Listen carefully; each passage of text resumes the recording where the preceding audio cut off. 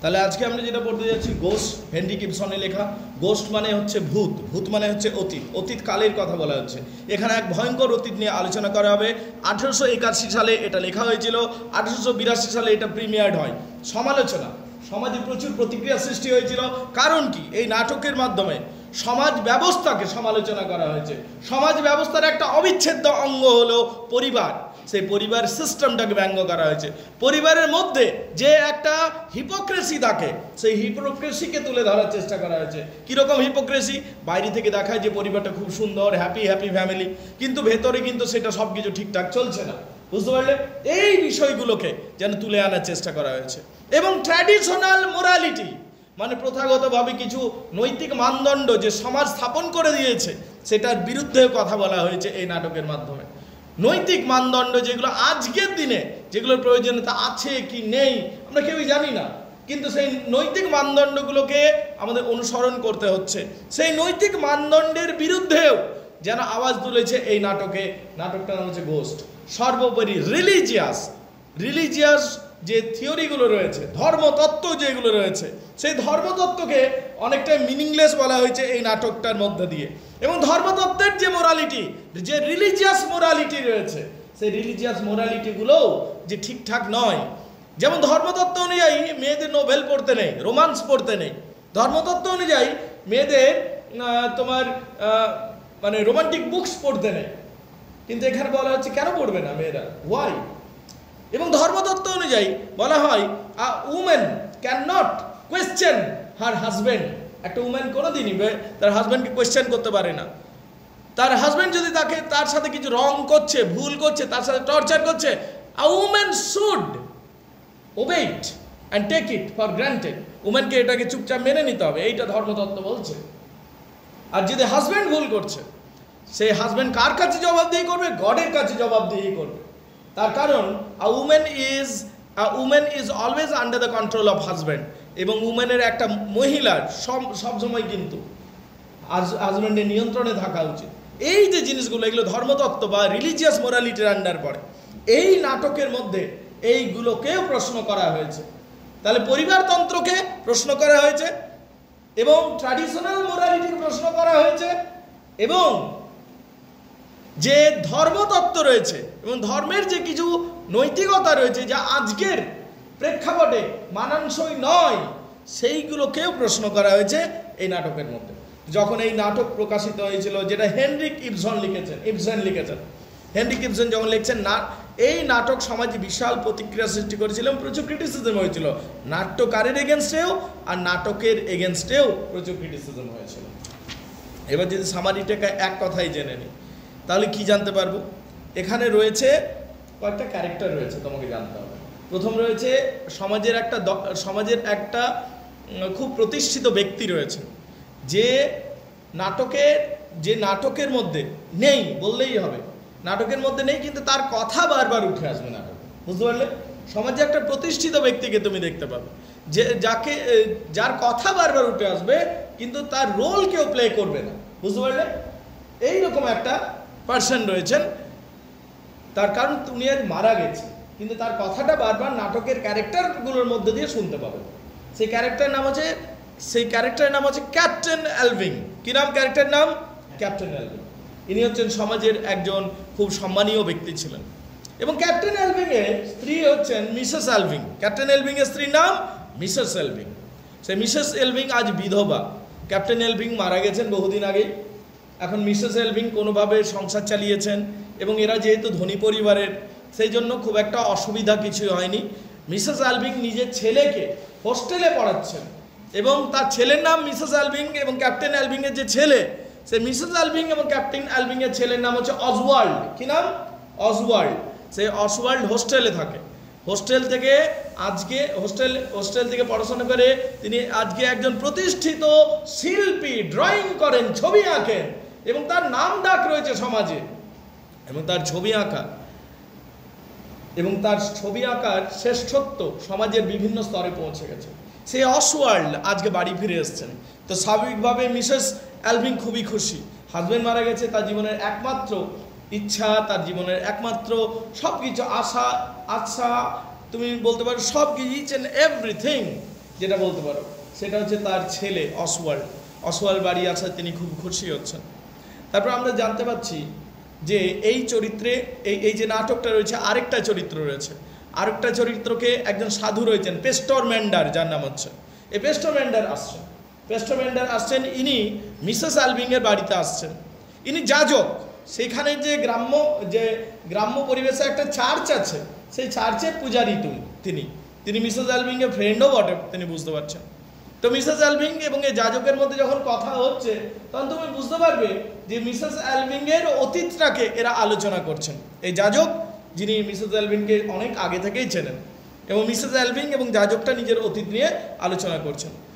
যাজক বলছেন মিসেস অ্যালভিংকে, যাজক মিসেস অ্যালভিং মানে পেস্টর ম্যান্ডার, যে ধর্মযাজক বা ধর্মের একজন প্রিস্ট বলতে পারো, চার্চের প্রিস্ট বা ফাদার, তিনি যখন এসছেন, আজ বেশি বয়স নয়, কম বয়সী, মিসেস অ্যালভিংয়ের মতোই, ঠিক আছে, তিনি যখন এসছেন, তিনি মিসেস অ্যালভিংকে বলছেন, এই রে, তোমাদের বাড়িতে যে নোভেল রোমান্স রয়েছে, তুমি রোমান্স কেন করছো? মেয়েদের তো রোমান্স পড়া উচিত নয় বা নোভেল পড়া উচিত নয়। মিসেস অ্যালভিং সঙ্গে সঙ্গে সেটাকে নাস্বাদ করছেন যে কেন পড়বে না, মেয়েরা নোভেল পড়লে কি সমস্যা রয়েছে, না না, এটা ঠিক নয়। তাহলে এখানে প্রথমেই আমরা ক্লাস দেখতে পেয়ে যাচ্ছি, ধর্মতত্ত্ব যেটা হচ্ছে পেস্টর ম্যান্ডার রিপ্রেজেন্ট করছেন, এবং সেখানে আমরা দেখছি প্র্যাকটিক্যালিটি কে রিপ্রেজেন্ট করছে? মিসেস অ্যালভিং। কে? মিসেস অ্যালভিং। মিসেস অ্যালভিং এর সাথে আমরা দেখতে পাচ্ছি ধর্মতত্ত্বের প্রথমে ঝামেলা হচ্ছে। মিসেস অ্যালভিং কেন ডেকেছেন পেস্টর ম্যান্ডারকে, সেইটা জানতে হবে। মিসেস অ্যালভিং পেস্টর ম্যান্ডারকে ডেকেছেন এই কারণে যে মিসেস অ্যালভিং একটা অনাথালয় খুলছেন, অনাথ আশ্রম খুলছেন। কার নামে? তার হাজব্যান্ডের নামে, যিনি এখন মারা গেছেন, ক্যাপ্টেন অ্যালভিং এর নামে। ক্যাপ্টেন অ্যালভিং অরফানেজ হোম খুলতে চাইছেন। অরফানেজ মানে অনাথ আশ্রম, যেখানে প্রচুর শিশুদের দেখভাল করা হবে, যারা অনাথ শিশু।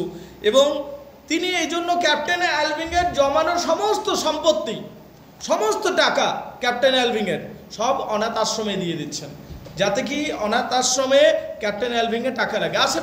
আসলে মিসেস অ্যালভিং মনে করেন যে ক্যাপ্টেন অ্যালভিংয়ের কোনো টাকা পয়সা আমি নিতে চাই না, তার কারণ তার একটা ক্ষোভ, রাগ কথা রয়েছে, মিসেস অ্যালভিংয়ের রাগ ক্ষোভ রয়েছে ক্যাপ্টেন অ্যালভিংয়ের প্রতি। তাই ক্যাপ্টেন অ্যালভিংয়ের টাকা পয়সা দিয়ে তিনি কি বানাতে চাইছেন? একটা অনাথ আশ্রম বানাতে চাইছেন, যে অনাথ আশ্রমের শিশুদের জন্য কাজে লেগে যাবে, এবং সবাই ক্যাপ্টেন অ্যালভিংয়ের নামটাও মনে রাখবে। তো সেই অনাথ আশ্রম আজ মোটামুটিভাবে তৈরি। তো যখন একটা অনাথ আশ্রম তৈরি হয়, প্রে করে নিয়ে ওরা ঢুকতে চাইছে, ওপেনিং করাতে চাইছে। তো সেই সূত্রে সাধু আজ ঘরে এসছেন, পেস্টর ম্যান্ডার ঘরে এসছেন। তো পেস্টর ম্যান্ডারের সাথে গল্প করতে শুরু করেছেন। পেস্টর ম্যান্ডার তখন বলছেন মিসেস অ্যালভিংকে, দেখো তাহলে মনে আছে আজ থেকে 20 বছর আগে যখন তুমি তোমার হাজব্যান্ডকে ছেড়ে পালিয়ে এসেছিলে আমার কাছে, আমি কেমন তোমাকে বুঝিয়ে সুঝিয়ে পাঠিয়েছিলাম, এবং সেটা কত বড় ভালো সিদ্ধান্ত ছিল। যদি তোমাকে না বুঝিয়ে পাঠাতাম, তাহলে আজকে তুমি কি এই সুন্দর দিনগুলো দেখতে পেতে? এরকমভাবে বোঝাচ্ছে। কিন্তু মেয়েটি কোনোভাবে রাজি হচ্ছে না এবং কথা মানছে না পেস্টর ম্যান্ডারের। মেয়েটি বরং বলছে যে ক্যাপ্টেন অ্যালভিং মোটেও কিন্তু ভালো মানুষ ছিল না।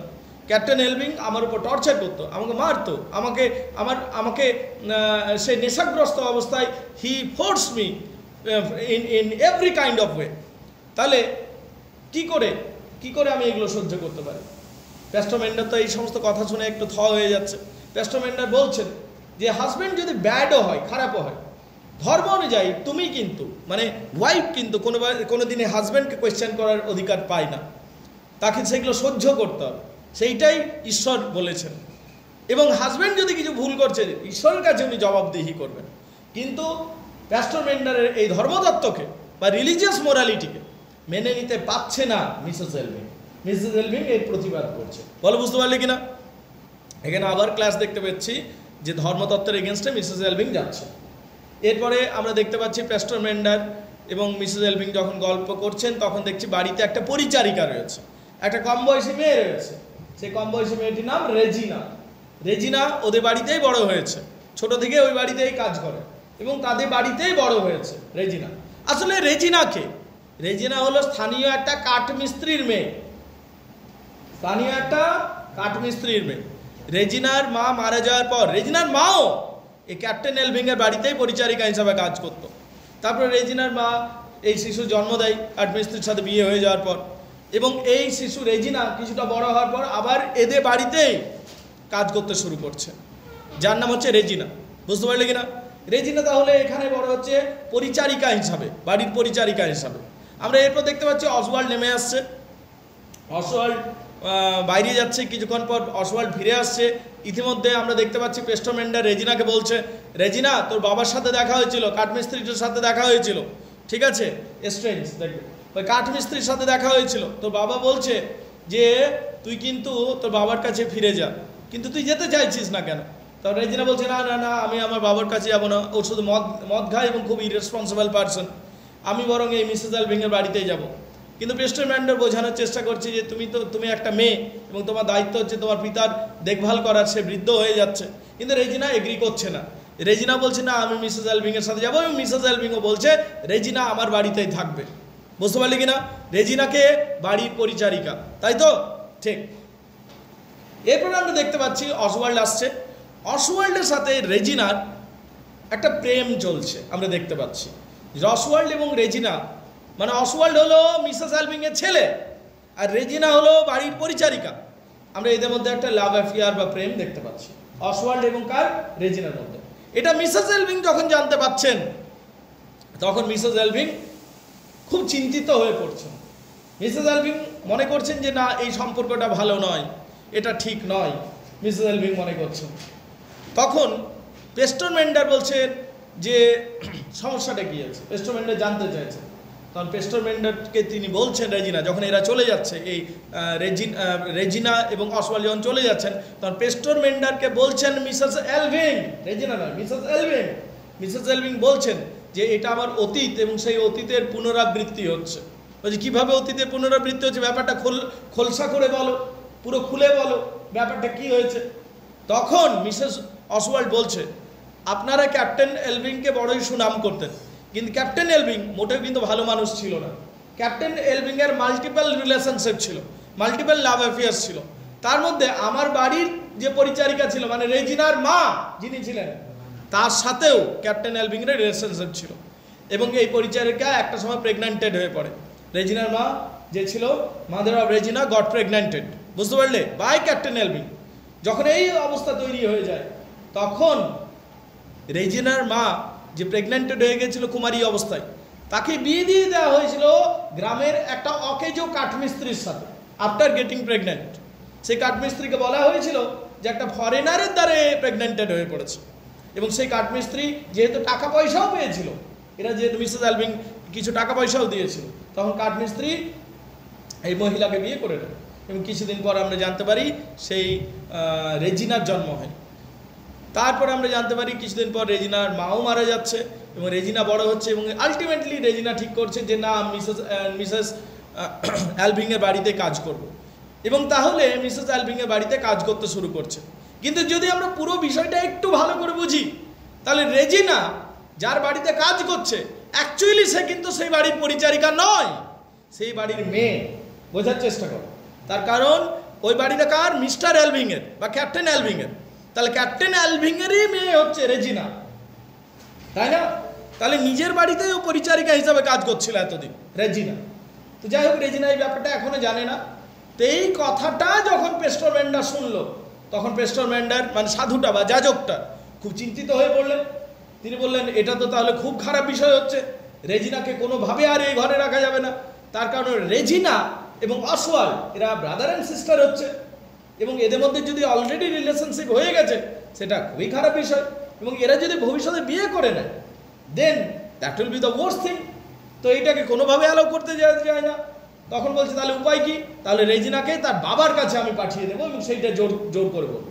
কিন্তু তখনই আমার পেস্টোমেন্ডার মনে হচ্ছে, রেজিনার বাবা তো কাঠমিস্ত্রিটা নয়, তাহলে একটা অপরিচিত ব্যক্তির কাছে রেজিনাকে রাখবো কি করে?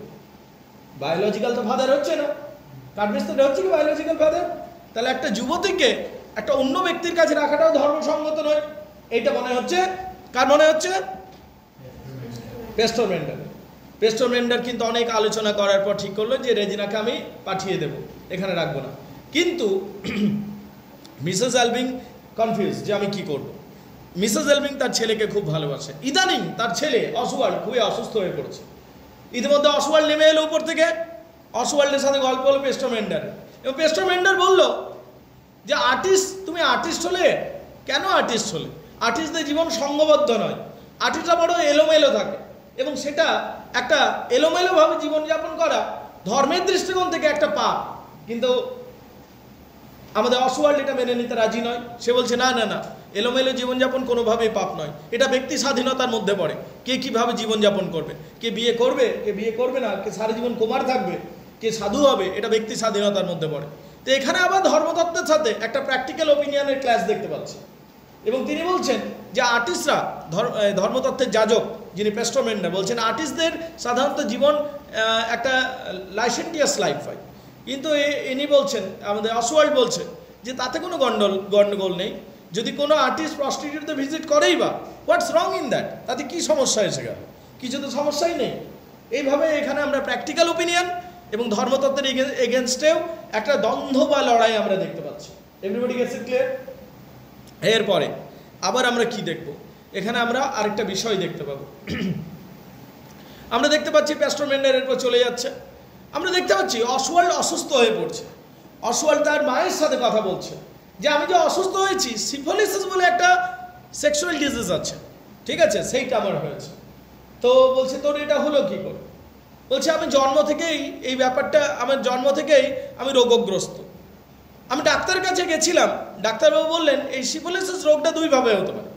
একটা হচ্ছে কেউ যদি জন্ম থেকে এটা রোগগ্রস্ত হয়, মানে প্যারেন্টসের দ্বারা এটা যদি পেয়েছে, ফাদারের কাছ থেকে পেয়েছে, তাহলে হতে পারে। আর বা আরেকটা উপায় হতে পারে, যদি কেউ অসংযত যৌন জীবনযাপন করে, মানে ওভার সেক্সুয়াল লাইফ লিড করে উইথ মাল্টিপল পার্টনার্স, সেক্ষেত্রেও হতে পারে এই সিফিলিস রোগটা। যখন এই দুটো কথা শোনা হলো, তখন ডাক্তারবাবু তখন তাকে বললেন, তখন অসওয়াল্ড বললো কিন্তু আমার যে সেক্সুয়াল লাইফ আছে সেটা কিন্তু অসংযত নয়, তাহলে সিফিলিস রোগটা আমার হওয়া তো উচিত নয়। কিন্তু ডাক্তারবাবু তখন বললেন তাহলে নিশ্চয়ই তুমি তোমার বাবার কাছ থেকে এই রোগ পেয়েছো। তখন ছেলেটা প্রচণ্ড রেগে উঠলো, no you can't say against my father. তার কারণ তার মা তাকে বারবার সবসময় চিঠি দিয়ে বলতো তোর বাবা একজন মহান ব্যক্তি, একজন খুব ভালো ব্যক্তি, একজন সৎ ব্যক্তি, একজন সংযত পারসন। সেই কনসেপ্টটা তার মাথায় ছিল। বলছে আমি ডাক্তারবাবুকে ঘুষি মারতে শুরু করতে হয়েছিলাম, ডাক্তারবাবুকে মারতে উদ্যত হয়েছিলাম যে he said so many wrong things about my father, কিন্তু শেষ পর্যন্ত আমি সংযত করে নিই। কিন্তু আমি ডাক্তারকে বলেছিলাম যে এটা নয়। তা আমি বুঝতে পারছি না যে কী কারণে আমার এই রোগটা হলো। তাহলে নিশ্চয়ই আমার যে ওই সেক্সুয়াল লাইফ যেটা, সেখান থেকে কোনো না কোনোভাবে হয়েছে। এইটা কে বলছে? অসওয়াল্ড বলছে। বুঝতে পারলে কিনা? সে বলছে আমার প্রত্যেকটা মুহূর্তে প্রচুর মাথাতে যন্ত্রণা করে, প্রচুর মাথার যন্ত্রণা করে, অসওয়াল্ড বলছে, এবং এই যন্ত্রণা আমি সহ্য করতে পারছি না, এবং যন্ত্রণা থেকে বাঁচবার জন্য আমাকে ড্রাগ নিতে হয় মাঝে মধ্যে। তো যাই হোক, আমি এখন প্রচুর গিল্টি ফিলিংয়ে ভুগছি। কেন গিল্টি ফিলিংয়ে ভুগছি? যে আমি দোষ করলাম না, ঠিক আছে, তা মানে আমি একটা গিল্টি ফিলিংয়ে ভুগছি। যে কি গিল্টি ফিলিং? যে আমি দোষ করলাম এবং ওই স্বল্প দোষের জন্য এত বড় শাস্তি পাচ্ছি আমি। তখন তার মা বলছে তোকে আমি এই গিল্টি ফিলিং থেকে অন্তত মুক্তি দিতে পারি, তোর কিন্তু এটাতে কোনো দোষ নেই। আসল কথা হচ্ছে your father was a very licentious and lusty character. তখন মিসেস আলভিন অসওয়াল্ডকে তার বাবার প্রকৃত রূপটা বলে দিল। যখন প্রকৃত রূপটা বলে দিল যে সে একটা লাস্টি ক্যারেক্টার ছিল, বদমাইশ লোক ছিল, সমাজের ভালো করতো, কিন্তু ব্যক্তিগত জীবনে সে খুবই একটা খারাপ মানুষ ছিল, এই সমস্ত কথাগুলো যখন অসওয়াল্ড জানলো, অসওয়াল্ডের দৃষ্টিকোণ থেকে ফাদারের যে আইডিয়াল কনসেপ্ট ছিল সেটা ভেঙে গেল। বুঝতে পারলি কিনা? এরপরে অসওয়াল্ড বলল যে মা, আমার যে এই অবস্থা চলেছে, আমার জীবনে একমাত্র এখন আনন্দ হচ্ছে আমার বাড়ির পরিচারিকা রেজিনা, যাকে আমি ভালোবাসি, সম্ভবত সেও আমাকে ভালোবাসে এবং আমি ওকে বিয়ে করতে চাই। যখন এই কথা শুনলো তখন মিসেস আলভিন না বললো না, এটা ঠিক নয়, তুই অন্য কাউকে বিয়ে কর, রেজিনাকে বিয়ে করার দরকার নেই। কিন্তু অসওয়াল্ড বললো না, আমি ওকে বিয়ে করতে, she is the last hope for me. ইতিমধ্যে রেজিনা উপরে উঠে এলো, রেজিনাকে এদের সাথেই বসতে বললো। রেজিনার অড লাগলো, কোনো কারণ হচ্ছে রেজিনা কোনোদিন মালকিনের সাথে এবং মালিকদের সাথে বসেনি, সে তার সাথে ড্রিঙ্ক করলো। এখানে রেজিনা এবং অসওয়াল্ড ছিল। তখন মিসেস আলভিন এদের সামনে সত্যটা তুলে ধরছে, শোন তোকে একটা সত্যি কথা বলছি, রেজিনা কিন্তু এই বাড়ির পরিচারিকা নয়, রেজিনা হলো এই বাড়ির মেয়ে। রেজিনা হলো ক্যাপ্টেন এলভিংয়েরই কন্যা, তবে অন্য মায়ের দ্বারা। এই কথা শোনা মাত্র রেজিনা হতবম্ব হয়ে গেল, রেজিনা হয়ে গেল, এবং রেজিনার মনে হলো যে আমার সাথে অন্যায় হয়েছে। কারণ যে বাড়িতে আমি পরিচারিকা হিসাবে কাজ করলাম, সেই বাড়িটার আসলে আমারই বাড়ি, সেই বাড়ির কন্যা, সেই বাড়ির পরিচারিকা নয়, কিন্তু আমার সাথে অন্যায় করা হয়েছে। তো সেই রাগে, সেই ক্ষোভে, এবং রেজিনা বুঝতে পারলো যে অসওয়াল্ড তার ভাই। তখন রেজিনা আর সেখানে থাকতে চাইল না। রেজিনা বলল যে আমি এখান থেকে এবার চলে যাব, এবং অসওয়াল্ডের অনেক চেষ্টা সত্ত্বেও রেজিনা ওখান থেকে চলে যাচ্ছে। শেষ পর্যন্ত আমরা শেষ দৃশ্যে দেখতে পাই অসওয়াল্ড মরমর অবস্থায় পড়ে রয়েছে। ইতিমধ্যে জানা গেছে যে তারা যে অনাথ আশ্রমটা বানিয়েছিল সেটাতে আগুন ধরে গেছে। কেন আগুন ধরে গেছে? পুড়ে ছাই হয়ে গেছে। কেন? ওই যে প্রেস্টার মেন্ডার ছিল, উনি প্রার্থনা করতে গেছে,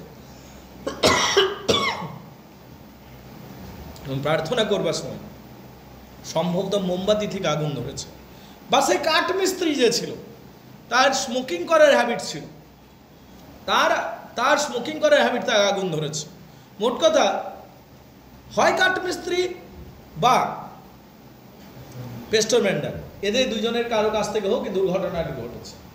মিসেস আলভিং একটা সময় বলেছিল যে আমি এই অনাথ আশ্রমের একটা ইন্স্যুরেন্স করাতে চাই। কেন ইন্স্যুরেন্স করাতে চাই? যে কাল দিন যদি কোনো ক্ষয়ক্ষতি হয়ে যায় তাহলে এই অনাথ আশ্রমকে আবার পুনরায় বানানো যাবে। কিন্তু পেস্টার মেন্ডার বলছে না না না না, ইন্স্যুরেন্স করাবে না। ইন্স্যুরেন্স যদি করাও তাহলে ওটা ধর্মের উপর মানে অবিশ্বাস প্রকাশ করা হলো, যে তুমি একটা ভালো কাজ করছো, ওটা ঈশ্বরের ইচ্ছা, এবং তার আবার ইন্স্যুরেন্স করাচ্ছ, তার মানে তোমার ধর্মের উপর বিশ্বাস নেই। তো পেস্টার মেন্ডারের কথা শুনে সে কিন্তু ইন্স্যুরেন্স করায়নি। যখন পুড়ে ছাই হয়ে গেল, পেস্টার মেন্ডারের আর কিছু করবারে থাকলো না, বলবারে থাকলো না। তা যাই হোক, এখানে আমরা শেষ মুহূর্তে পৌঁছে গেছি, যেখানে অসওয়াল্ড শুয়ে আছে, তার মা সামনে রয়েছে।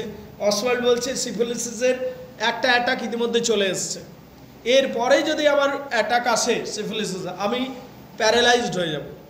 তো প্রশ্ন হচ্ছে, প্যারালাইজড হয়ে একটা ভেজিটেবিলের মতো পড়ে থাকার থেকে সুইসাইড করাটা বেটার। তাই আমি বলবো, যদি আমার প্যারালাইজিং কন্ডিশন চলে আসে, এই বোতলে ড্রাগ রয়েছে, আমাকে ড্রাগের ওভারডোজ দিয়ে দিও মা। মিসেস এলভিং শুনে হয়ে যাচ্ছে, এটা আমি করতে পারবো না, আই ক্যান নট কিল মাই সন। এখানেও একটা মোরাল কোয়েশ্চেন চলে আসছে, নৈতিক প্রশ্ন চলে আসছে। কি নৈতিক প্রশ্ন? যে তুমি ইনস্ট্যান্টলি কোনো মানুষকে মেরে ফেলাটা বড় পাপ, নাকি মানুষকে তুমি মারলে না তো তিলে তিলে মরবে 4 বছর ধরে, কোনটা বড় পাপ? সেটাকে তুমি অ্যালাউ করলে। তুই একটা মুরগিকে কেটে দিলি ঘাঁচ করে, 3 সেকেন্ডে মরে গেল। তুই মুরগিকে রোজে ধূপ দিয়ে ছাকা দিচ্ছিস, অমনি করে 3 বছর বাঁচিয়ে রাখলি, কোনটা বড় পাপ? আমরা সাধারণত মনে করি যে suicide is crime religious point of view থেকে। এক্ষেত্রে মিসেস আলভিংয়ের কাছেও সেই অপশন রয়ে গেল যে আমি আমার ছেলেকে একটা ভেজিটেবলের মতো বাঁচিয়ে রাখবো নাকি তাকে সুইসাইড করতে হেল্প করব। শেষ পর্যন্ত দেখতে পাচ্ছি যে এই অসওয়াল্ডের মধ্যে সেকেন্ড অ্যাটাকটা হচ্ছে, মানে সে প্যারালাইজড হয়ে যাচ্ছে। মিসেস আলভিং খুঁজে পাচ্ছে না আমি কি করব। মিসেস আলভিংয়ের হাতে সেই ড্রাগের ওভারডোজ রয়েছে, যে সে দেবে কি না ড্রাগের ওভারডোজটা, এই নিয়ে সে একটা বিড়ম্বনা বা কনফিউশনের মধ্যে থাকছে। And thus the drama ends. এইভাবে নাটকটা শেষ হচ্ছে গোস্ট, হেনরিক ইবসনের লেখা। বলো এটা বুঝতে পারলে কিনা? কার কি প্রশ্ন আছে এবার বলো আমাকে। এটা ছিল সামারিটা, প্রশ্নগুলো বলো এবার, কার কি কোয়েশ্চেন আছে?